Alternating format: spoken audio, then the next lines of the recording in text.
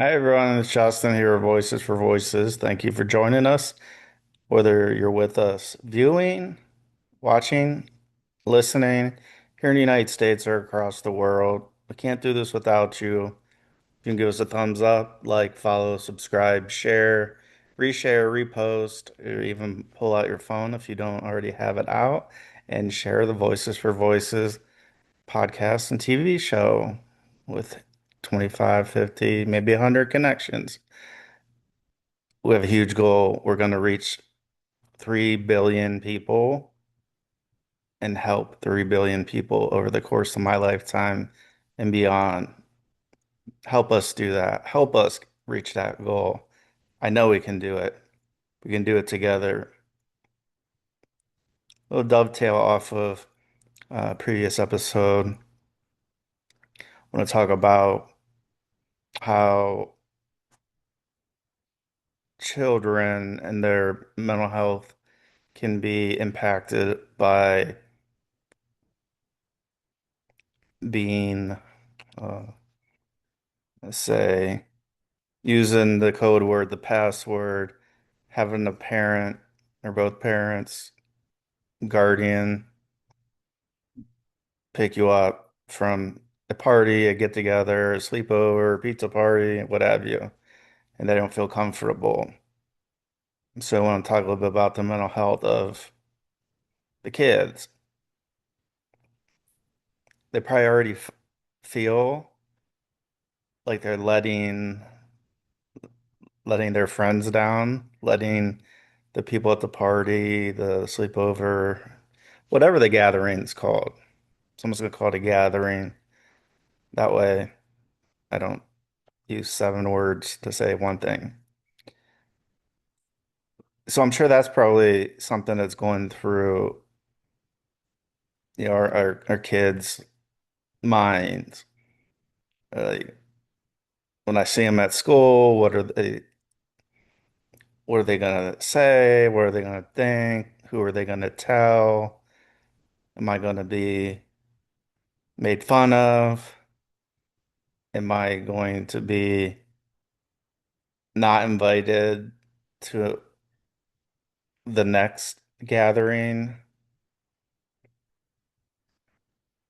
And while those things, as a parent and a guardian,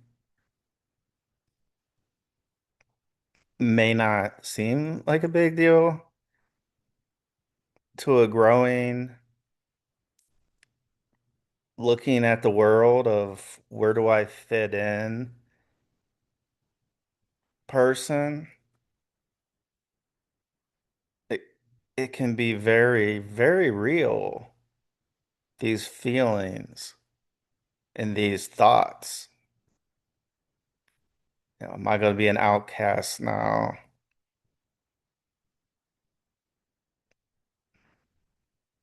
Do they think I'm a tattletale? Like, oh, they're gonna telling you if you have a gathering, so you don't want to have one. So we just not even maybe not have one. Maybe they do have one. They just don't invite your child, children. So we talked about the last show about how brave, how strong, how empowered that our child or children was and were if they feel uncomfortable.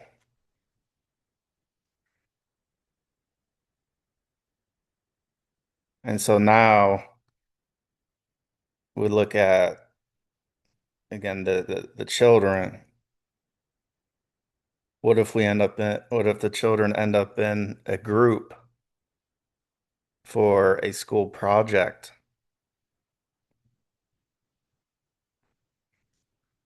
Is everybody going to work together? And we don't have to have, and for those that have done any type of project or group work in school, out of school, sometimes you have good groups, and where everybody chips in, and other times you don't. Now, if we layer on top of that a situation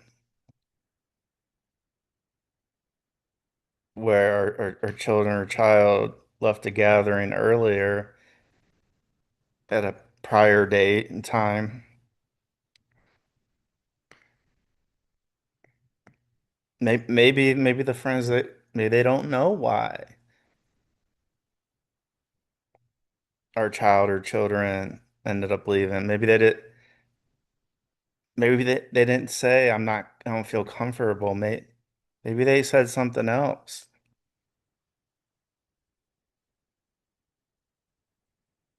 They would kind of ease a little bit of that. I don't want to say, mental anguish, right? Yeah, I'm letting somebody down. Now, as adults, we understand that we're we're going to be letting people down all our lives. It's not fun. It's not what we want. It just happens. We select this versus that.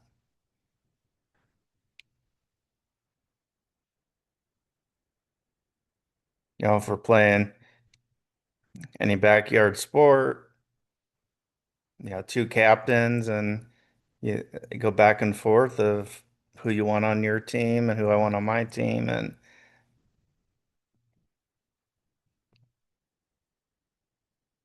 And so even at that age, when was I picked? Was I one of the first ones? Was I one of the last ones? But getting back to the gathering, we have that safe space for a child or children.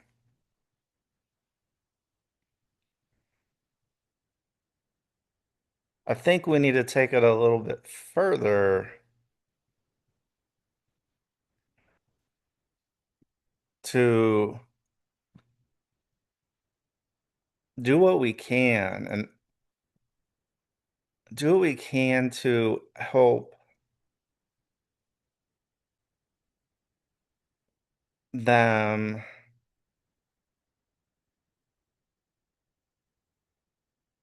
decrease the severity of whatever type of backlash may come the next day of school or the next time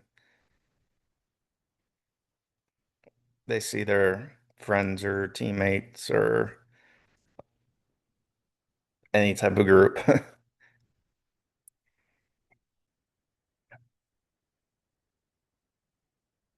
Because one is keeping them safe. And so in this instance, we were able to do that because our child or children trusted us enough to use the code word, the password, however you set it up. But again, that back half is how are they going to feel afterwards? They're gonna feel down and say, "Oh, if I would have just stayed, it wouldn't have looked like I didn't want to be there. If I would have just stayed, I could have said no. If I would have just stayed, I wouldn't have to think about or worry about anybody, whispering in the hallway about them the next time they're at school or before or after a ball game."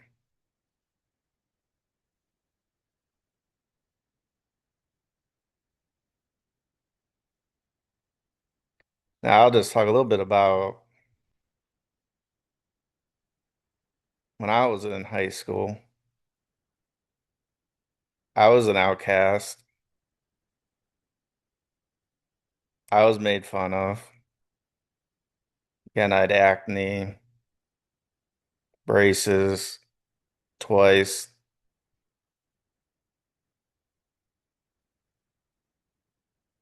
I went to two different schools, one a freshman year and then another sophomore, junior, and senior year.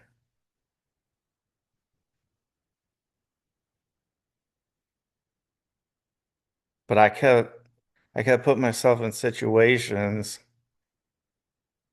at the first school is where athletically I exceeded expectations for so many years of playing basketball, baseball, and then those days were gone. Barely making the team, not getting playing time.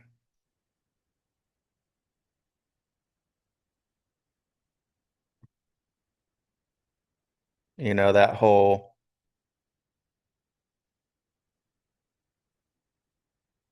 in in the working environment outside of school, they call it the water cooler talk, gossip. Well, that happens with ball teams as well. In the locker room before and after on bus rides to and from.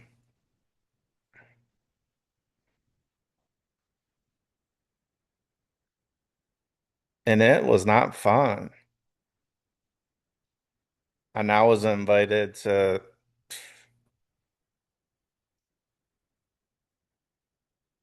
much, if anything. And I'm not here trying to say that that's how we should measure our life by how many parties or how many get together gatherings or I'm not here to and measure anybody's life because I was on the opposite end of the spectrum there. And so I didn't know it was called mental health, but there are many times I just wanted to be in my room alone, not talk to anybody, not answer questions. It just, it's hard.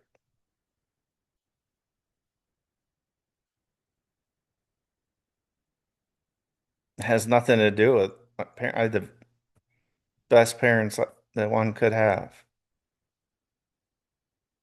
It's just growing up. And it kind of followed me to the second school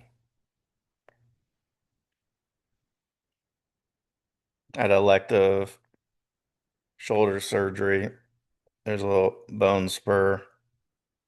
So they made like three small incisions on my shoulder. And ever since then, I was never the same pitcher. I was never the same ball player at all.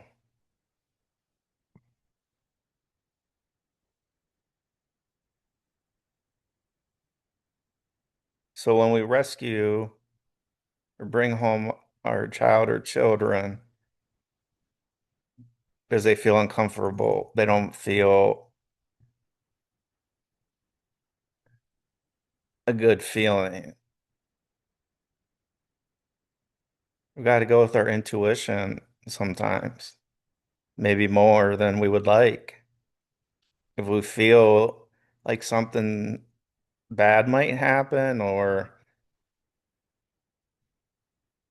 oh my gosh, what if the cops or somebody calls the cops on us because our music's too loud or and then they start looking around and maybe it's alcohol, maybe it's another drug. I don't know. So that's the risk of staying. I'm not saying every single gathering has those elements. I'm just trying to say that we've got to empower our children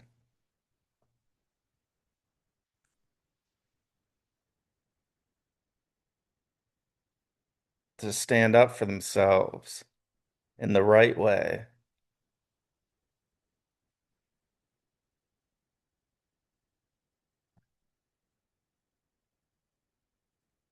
I know when I was growing up, all right, the magic number for consuming alcoholic beverages, it still is here in the United States, 21 and over.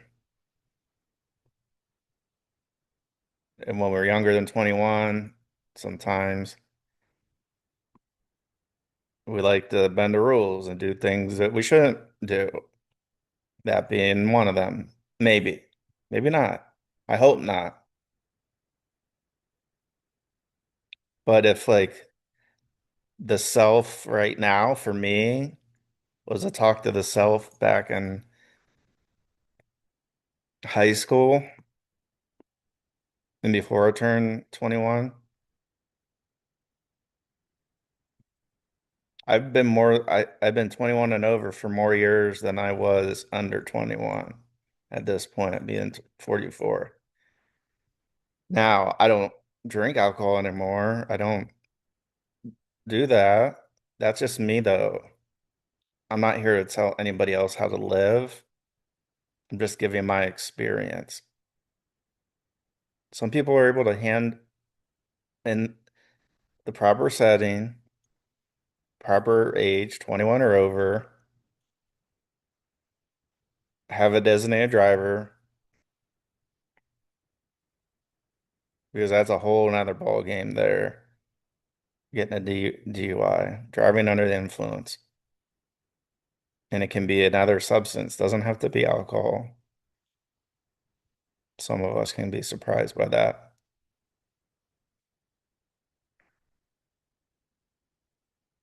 And so when if we get to that point and we bring our child home, they don't need to say a whole lot. We don't need to say a whole lot.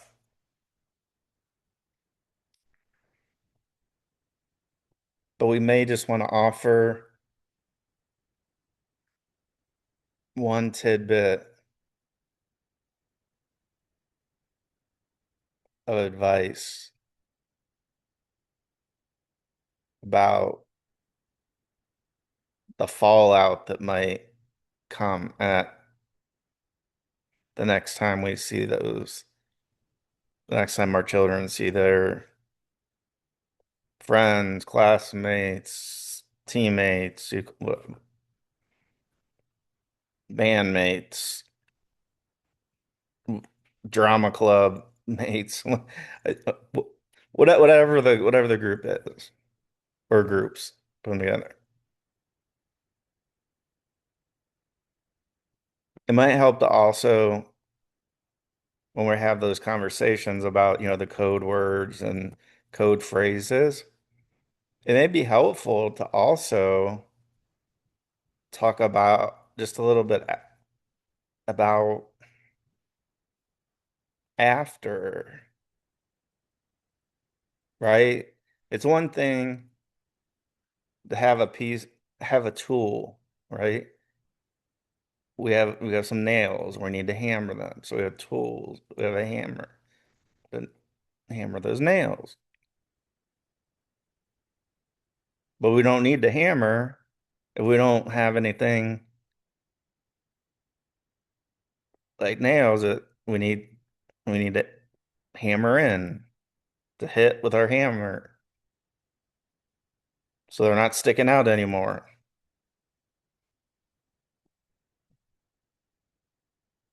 And then when we do find that opportunity, they're like, "Oh, okay.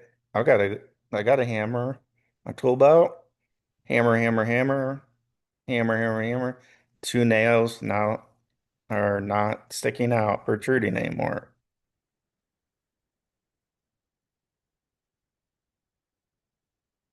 So what comes next? So when we're having those conversations, thinking about the code words, the passwords, and all that, how to do it, whether it has to be a call or a text, or as we're going through those mechanics,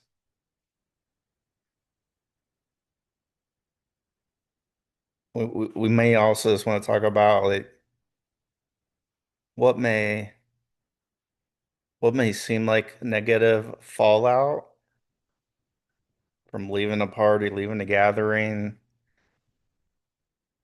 sooner than others. Maybe everybody ends up spending the night. It's going to be a sleepover and it's 8 p.m. and the children or child has just that feeling in their gut. Something's not right. It's a message you as a parent, other parents,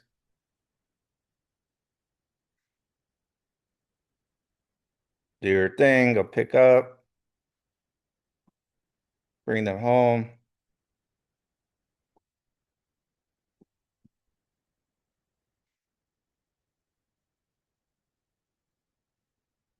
And so that's again, that's that first phase. Well, actually, I would say, I guess the first phase would be having that conversation. Second phase would be implementing that phase, right? It's one thing again, like have that hammer. Maybe we don't need it. Maybe we do. So we have the hammer, hammer those nails in. What happens after that? So we may just have a little bit of a conversation with our child or children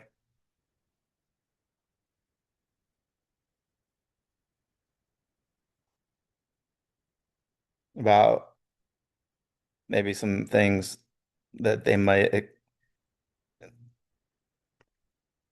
expect to see or hear next time they are in the presence with those people.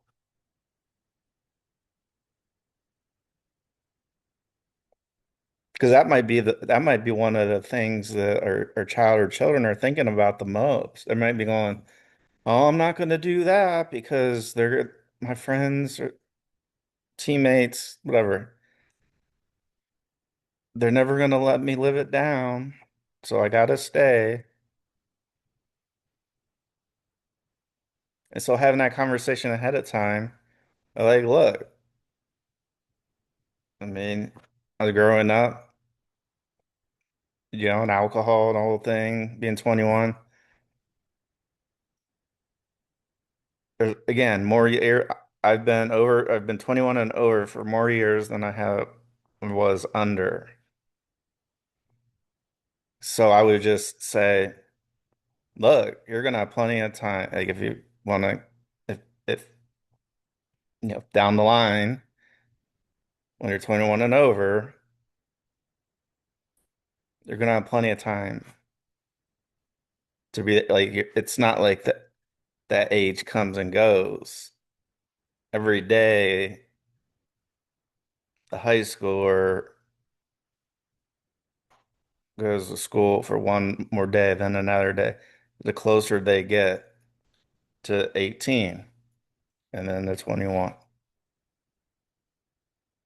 So I think if we do that, where we have those conversations as at phase one, and within the conversations we talk about different ways and uh, different times, different times that they may feel uncomfortable or like, you know what? I I, I don't want to be around what's going on. I can't tell. I don't know. or I heard somebody on the phone and those people I don't even know are coming over and I don't, I would just rather remove myself from the situation. And this is big for athletes, right? Standout athlete being looked at by many top colleges, top sport programs. All it takes is one bad decision, and those scholarship offers can just whoosh, go like the wind. They can just disappear. But not everybody has those luxuries of being recruited like that or plays a sport. So it's all the more reason if our child or children are being recruited because that's a whole new ball game there. Because that may lead into professional sports. It may not.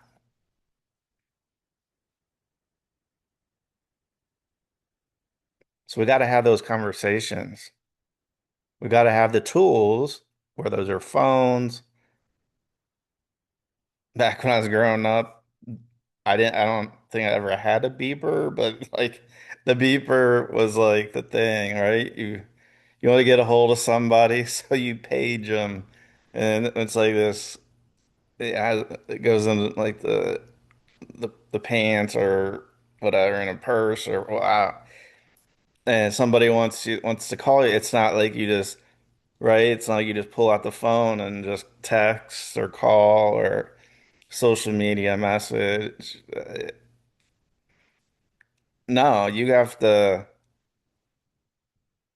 like people just didn't give out phone numbers like that. It was like, well, you can page me, and so you get these page numbers. So it's like, oh, I want to find out what's going on. I don't know, like this Friday or what? I don't know, just whenever. And so I'm gonna call so and get hold of so and so, whoever this person. I don't know who this person is. It's just a hypothetical person. But the pager, you look it up. It's a real thing. Was a real thing. And so you'd have your phone. You could have the landline. Mostly it's the landline. The the mobile phone wasn't that big when I was growing up. So you go, you dial the number, and then it would say something like, basically to leave a callback number, and then you put your number, and then you sit and wait. You're like, oh, I don't know, like what they're doing, and are they gonna call back? And so, if you're at home, right, and you got like five, four, or however many people in your family, we have one telephone line. And so if somebody's on the phone, it's like we didn't have call waiting at the beginning. So if somebody's on the phone, the people that I want, who I'm trying to have page or to call back, they could be on the phone going, okay, I'm so and so paged me, so I'm gonna call. And so they call and they get a busy signal. And we still have busy signals today, but not like that, because what did we have going on? Either somebody in our family could be on the phone. So that's like, hurry up, get off the phone, get off the phone, get off the phone. So that's the first thing that could happen. The second thing that could happen is the internet, it was dial up. And at first, so the dial up basically took the phone line and took it so it was as if somebody was on the phone. So somebody in your family is like, "Oh, I don't even know like what I would be searching at that time. You know, I'm doing schoolwork. I'm tight. I don't know because computers were still in their, they weren't quite at their exact infancy, but I mean, we're talking big monitors, like and so if somebody's on the dial-up internet again, nobody's getting a call. Nobody's getting a call in that house. And you may be the one trying to get on the internet and the dial-up, and maybe somebody be trying to call, and then like it gets all the lines get kind of crossed up where is like, which one happens? Does the call come through, or does the signal through the dial-up internet go? I mean, these are all things that are you can Google, you can look all this stuff up because some of you are probably going, "What in the world is he talking about?" And I'm laughing now, but it was not funny. It was not funny, right? You're growing up, making friends, and then you're like, hey, like, I don't know, let's go to a movie or okay, well, um, right? We didn't have phones like we have today where I can look at like, okay, what movie and where at and no, like we had to look in a lot of times we had to look in the paid newspaper. So if our family didn't get a newspaper, we had to go get a newspaper at the store, or we had to try to do the dial-up and the dial-up internet to try to find it. And we could be like, all right, well, the movie at 7 p.m. on Friday, so, as whatever theater. So I'm gonna let that person know because maybe they go to my school, maybe they don't. If they don't go to my school, then it's well, here's their pager number. So like page and then like dial back and dial up or call back number, put our number in, and then we sit there and we just wait. And we just wait and we wait and we wait. If you think waiting to get a text message from somebody for a job, for whatever it may be, you think that's hard? Try sitting there in a household of four with a mom, a dad, and then a sister that was 4 years older. So my sister's doing the same thing, trying to do the same thing. She's doing the pager game and all that, and then she's doing that. Then she's got schoolwork to do. We're all both learning to type, and then we have our parents, our mom and dad. You know, they're talking to their parents, um, and if you go walk out the door and you're like, "All right, we were here for a half hour. I paged them. They didn't call me back. So whatever.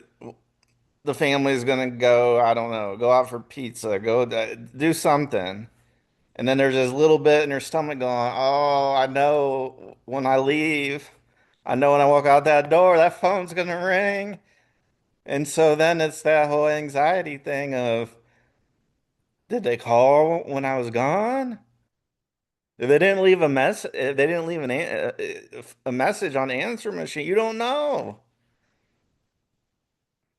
And so these are real, you know, these were real world problems that some of us had.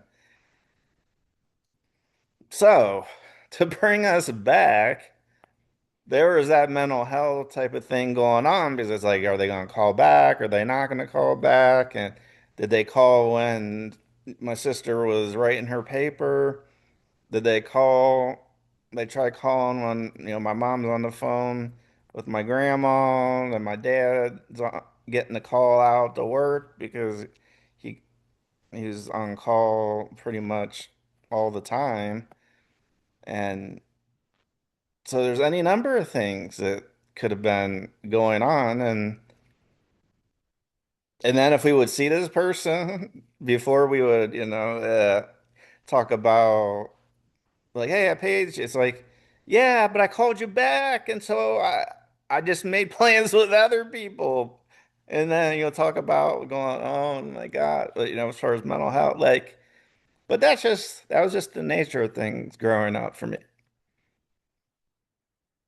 So now, like being a parent and talking are going to be at that stage, talking about the things that we're sharing here on the Voices for Voices podcast and TV show. It's real stuff going on. Like, I remember being at parties and there being alcohol and other things there. Um, I didn't have a cell phone. I didn't really have a cell phone. Uh, I did for a little bit, but like it just wasn't used in the same way because you had to buy so many messages, text messages. Like now, there's a lot of unlimited plans and so there were restrictions, and then it was like, well, which carrier do you have? Oh, I have Verizon. Oh, I have T-Mobile. Oh, I have AT&T. And T. And so it was like, if I got Verizon, if I message somebody else with Verizon, then those messages wouldn't count towards the total. Uh, and so now, how prevalent, the cell phone is, it doesn't take away from the importance of having these conversations. So I'm gonna be in the same boat as other parents that are, other parents that will be, that have these conversations with our children and child to try to keep them as safe as possible.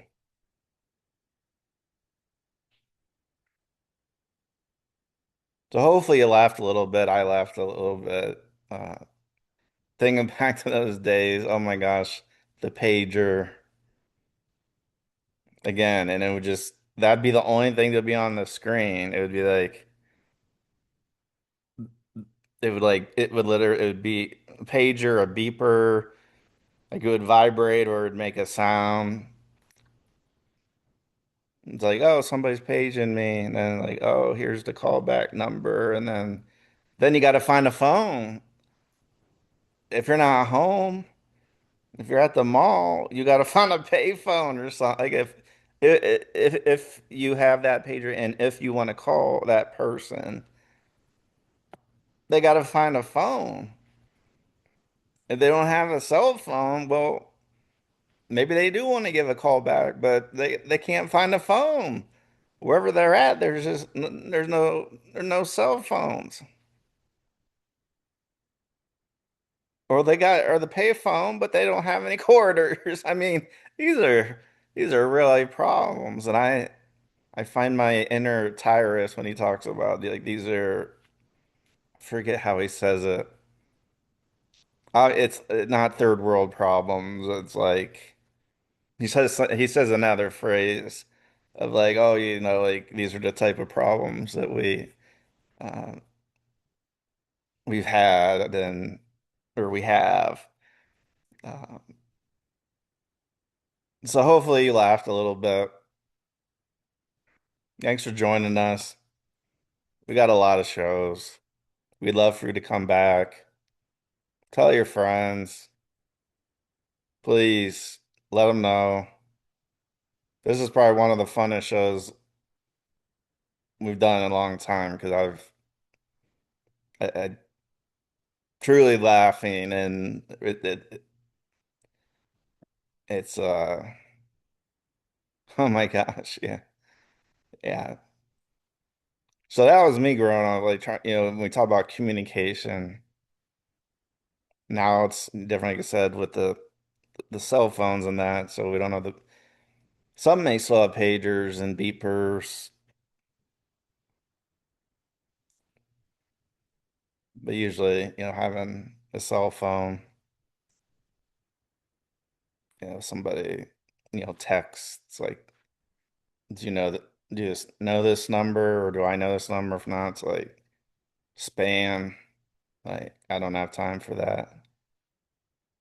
So thanks for joining us again. We have a ton of episodes. Check us out wherever you get podcasts. Please let your connections know about the Voices for Voices podcast. We'd love to have a few more viewers, a few more listeners, because we're going to do it. We're going to reach 3 billion people. We're going to help 3 billion people. So we'll see you on the next episode. And we are sending our love and our support your way. Whatever prosperous looks like to you, we hope that you get everything you wish for and more. Bye bye for now.